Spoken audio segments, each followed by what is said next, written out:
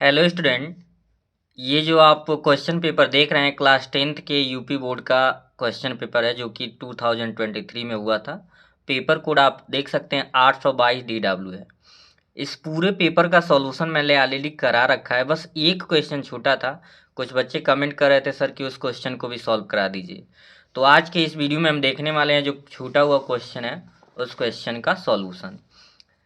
पाँचवें का ये जो फर्स्ट पार्ट है ये तो हो गया था। पाँचवें का जो अथवा था यही क्वेश्चन छूटा हुआ था। तो चलिए देख लेते हैं कि पाँचवें का जो अथवा है उसका सॉल्यूशन कैसे होगा। क्वेश्चन पहले पढ़ लेते हैं।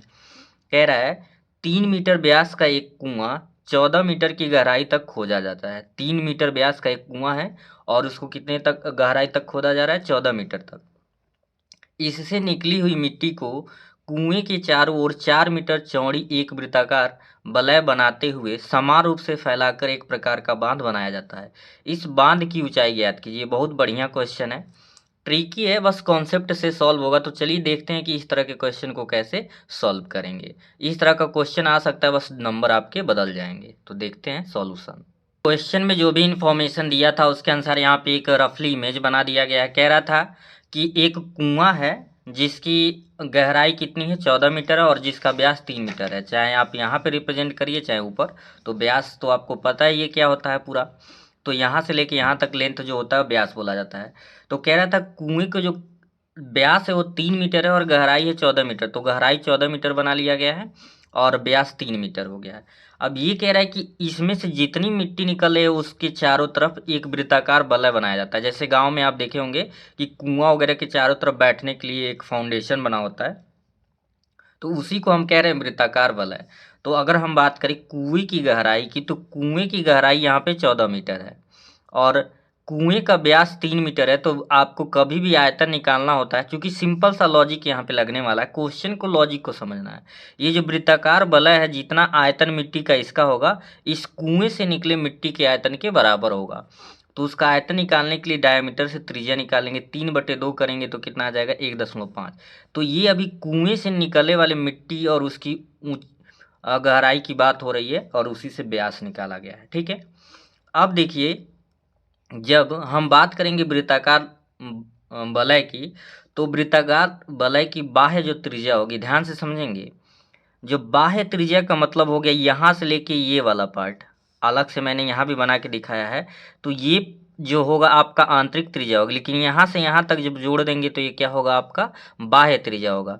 तो यहाँ से यहाँ तक हम निकालें 1.5 आया है और इसकी चौड़ाई जो कह रहा है जो वलय बनाया गया वो 4 मीटर है। ठीक है, तो इसी प्रकार वृत्ताकार वलय की बाह्य त्रिज्या जो होगी 1.5 + 4 तो ये 5.5 मीटर आएगा। क्योंकि स्मॉल आर यूज कर चुके हैं तो कैपिटल R1 कह देंगे वृत्ताकार वलय की बाह्य त्रिज्या। ठीक है, बाह्य त्रिज्या का मतलब यहाँ से लेके यहाँ तक। और फिर हम बात करेंगे वृत्ताकार वलय की आंतरिक त्रिज्या। तो चाहे यहाँ से यहाँ तक की बात करूँ और चाहे यहाँ से यहाँ तक की बात करो तो ये क्या बोला जाएगा? आंतरिक त्रिज्या। और इसे हम R2 से रिप्रेजेंट किए हैं और वो आपका 1.5 मीटर ही होगा। इतना इन्फॉर्मेशन इसके मेजरमेंट का हो गया। ठीक है, अब हम यहाँ पे कॉन्सेप्ट क्या यूज करने वाले हैं? वृत्ताकार वलय का जो आयतन होगा कुएं से निकाले गए मिट्टी के आयतन के बराबर होगा। यही कॉन्सेप्ट लगाना है और इस बात को आपको कभी भी ऐसे क्वेश्चन इससे रिलेटेड आएगा तो ये लगाएंगे कॉन्सेप्ट। ठीक है, वृत्ताकार वलय का जो आयतन होगा कुएं से निकाले गए मिट्टी के आयतन के बराबर होगा। तो वलय का जो आयतन होता है, चूंकि वलय का मतलब हो गया यहाँ पे खोखला हो गया, यही तो आपका पार्ट बना है। ये जो मैं लाइनिंग ड्रॉ कर रहा हूँ आप यहाँ पे देख सकते हैं, सिर्फ यही तो बना है। बीच में ये वाला पार्ट जो कुआं है वो तो क्या है? आपका खोखला है।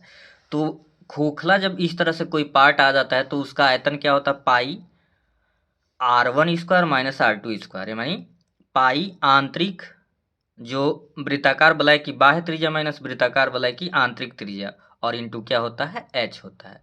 तो pi capital R1², capital R1 क्या है? वृत्ताकार वलय की बाह्य त्रिज्या है और R2 आपका है आंतरिक त्रिज्या। तो R1² - R2² इंटू H।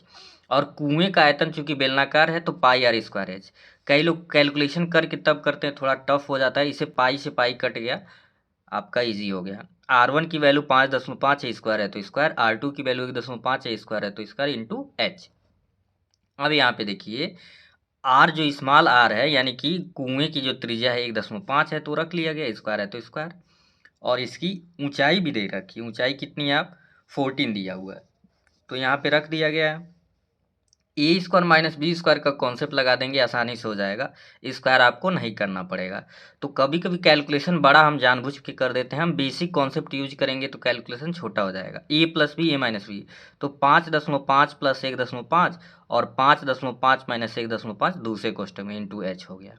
1.5 का स्क्वायर पता ही है, 15 का स्क्वायर होता है 225, और दशमलव का यूज करेंगे 2.25, यानी 1.5 जुड़े 1.5 करेंगे 2.25 और 14 यहाँ पे रहेगा। 5.5 प्लस 1.5 करेंगे तो 7 हो जाएगा। 5.5 से 1.5 घटाएंगे तो 4 आएगा।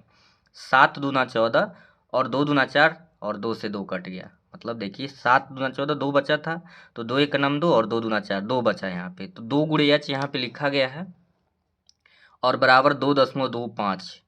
तो 2 से काटेंगे 2 एक नम 2, दशमलव के बाद 2 एक नम 2, 5 है 2 दूना 4 1 बचा, और दशमलव के बाद वाली वैल्यू है 2 5 10, यानी कि उसकी हाइट जो आ जाएगी, वृत्ताकार वलय जो बना उसकी ऊंचाई कितनी आ जाएगी 1.125 मीटर। ठीक है, तो आई होप एक कॉन्सेप्ट समझ आ गया होगा, और जो बचा हुआ क्वेश्चन है वो भी आपका सॉल्व हो गया।